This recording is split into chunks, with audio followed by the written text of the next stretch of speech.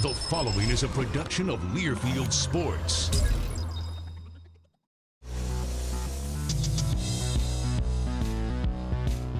Brandon with 10, gets a pick from Griffey. Griffey now will get the pass, shoot a three, and got it!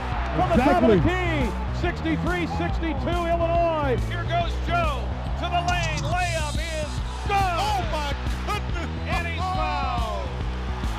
It's your world, Joe! Fighting Illini Insider is brought to you by Fighting Illini Energy, the official electricity choice of Illini Nation. The Illini Card, the official credit card of the University of Illinois. Hello everyone, welcome to Fighting Illini Insider. I'm Ryan Baker, back for another season of exciting Illinois basketball with new head men's basketball coach John Gross. Coach, always good to see you. Ryan, always good to see you. We're going to have some fun this season. We are. You know, as positive and as passionate as you've been since taking over the program in April, I don't even think you would have predicted that your nationally ranked ball club would have gotten off to an 8-0 start.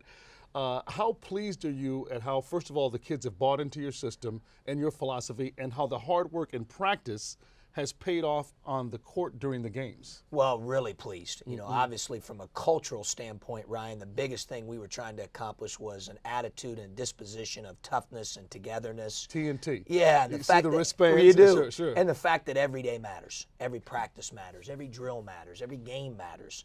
And those guys have bought into it. I got to give the seniors a lot of credit, our older guys. And I'm including Sam, who's, although been here a very short period of time. Right. The fifth-year senior transfer from has Carolina. garnered the respect of his teammates enough to be voted as a captain.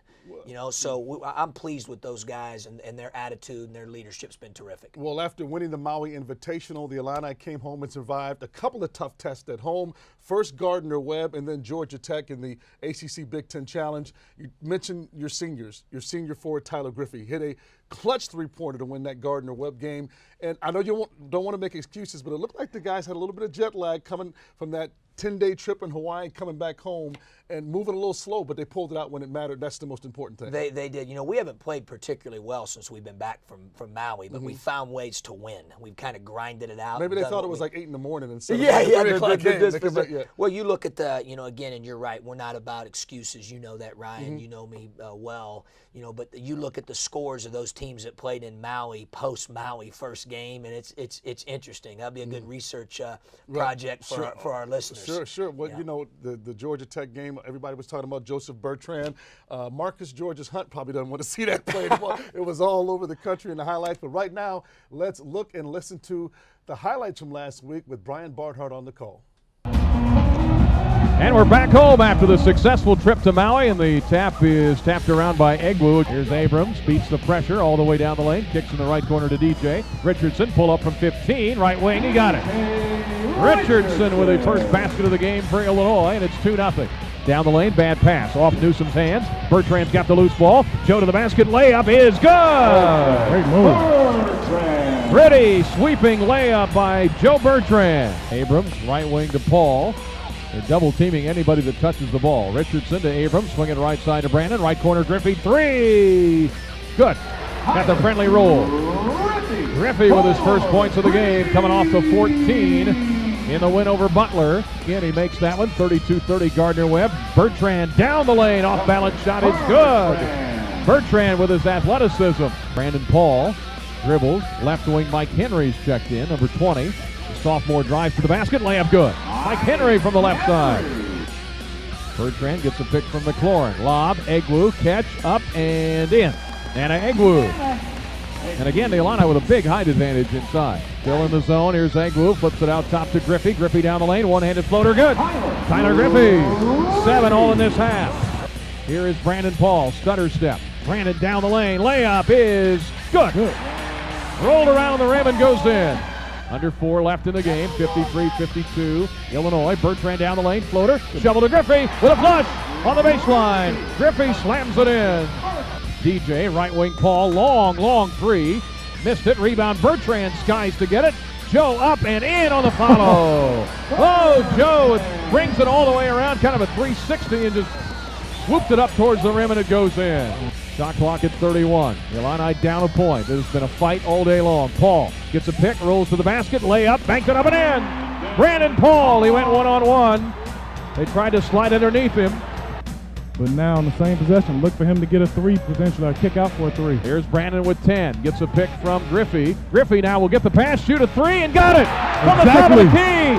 63-62 Illinois. Griffey hits a three. He got the feed from Brandon and buried it. You can't foul 4 right seconds here. left. Here is Newsom.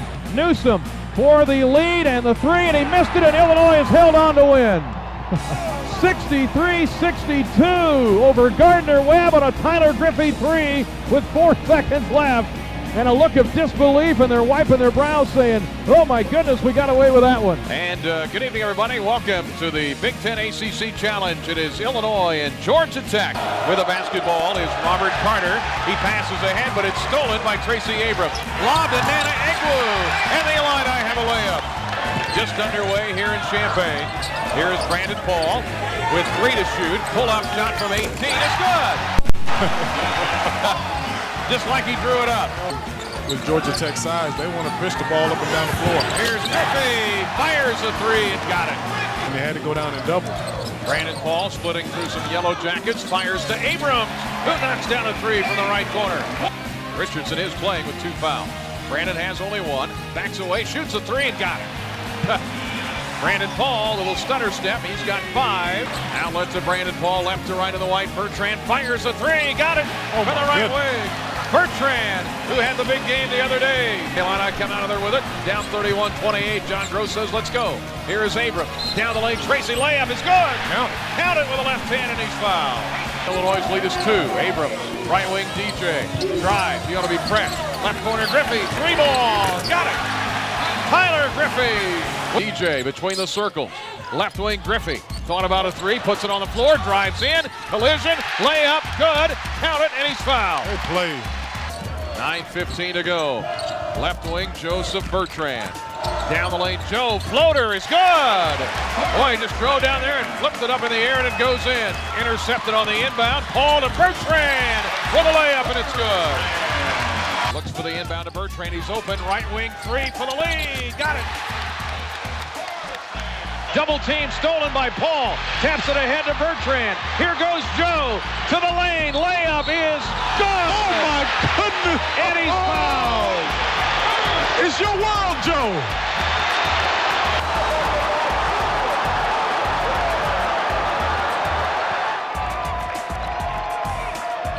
They've roared up by 4. 3:47 left. 8 to shoot. DJ buries a three. 6-point Illinois lead. Here is Paul. Drives. Kicks to DJ right corner.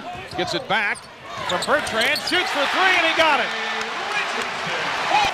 What a rally. What a run fueled by Joseph Bertrand and DJ Richardson. The Illini win it 75-62 over Georgia Tech. We spend more time in the gym with our brothers than we do with our families. We play through the pain because every game matters. We strive to be the teammates we want others to be. We play with toughness and togetherness. Illinois, our state, our team.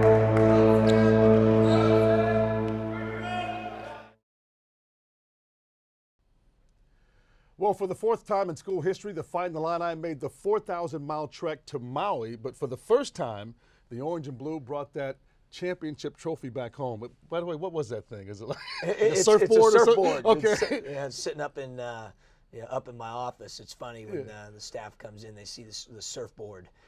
But it's an honor, Ryan. Yeah. You know when it really hit me was after the championship game, the guys carried the trophy, the one that we had to leave there, not the surfboard. Okay, right. Up to the locker room, Right. and you started looking at the names of the programs that had won Maui since its origination in the early '80s, and it kind of put it in perspective for you, in terms of putting Illinois' name right alongside some of those other programs' names, and that was pretty neat. Well, you certainly let it hang loose out there, winning 3 games at the Maui Invitational, all by double digits. But the trip to the paradise, if you want to call it, started in Honolulu, and you're talking about a nail-biter in Hawaii, and it takes a DJ Richardson three-pointer in overtime to win. It was a tremendous effort by our guys. They showed great resiliency. We came down back from 16 down twice And really our seniors, once again, our older guys made plays, and then DJ makes the big shot. And, you know, it's only fitting, you know, Jerry Hester, who's just a really special guy, a great player here, and does the radio for us. His father had passed that day, and it was, you know, I don't think it was ironic that Peoria kid made the shot. Absolutely. You know, so it was, you know, maybe he was looking down on us that day as the ball released from his hands and was replayed, and by a 1/10 of a second it was released. So it was a big shot. And certainly a confidence boost for DJ, even though he is a senior. Our condolences also go out to the Hester family on Jerry losing his dad. You move on to Maui.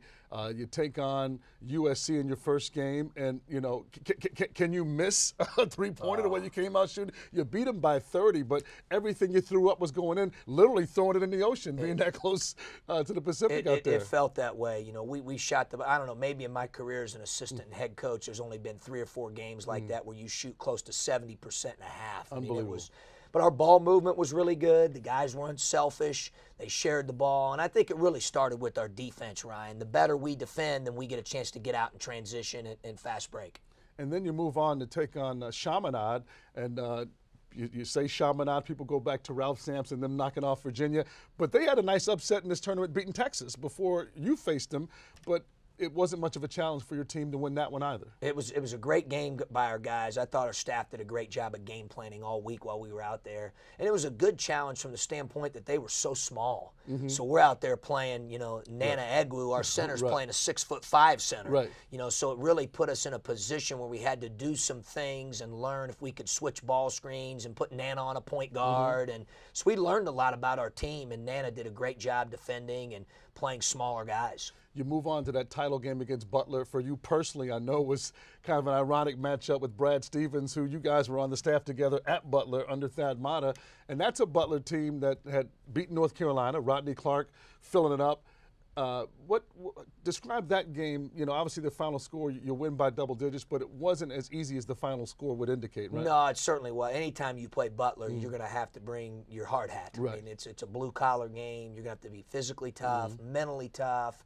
I thought our guys were really locked in. You could tell the game meant something to them. They, you know, you don't get very many opportunities, as you know, Ryan, as a player to win a championship, regardless of what time of year it is.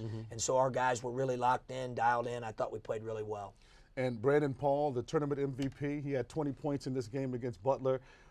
Brandon Paul, throughout his career, has always been full of promise and potential, but to see him right now, I don't know that he's played more consistently at a higher level. He's really in a great flow right now. I would agree with you. I mean, I think he's bringing us something on the defensive end. He's playing harder, more consistently. And giving you some leadership as well. He is. He's giving us leadership. He's really bought into that role and done a great job. On the offensive end, I think he's mixed in scoring the ball himself as well as making guys better. And so, you know, if he continues to play, I feel like he's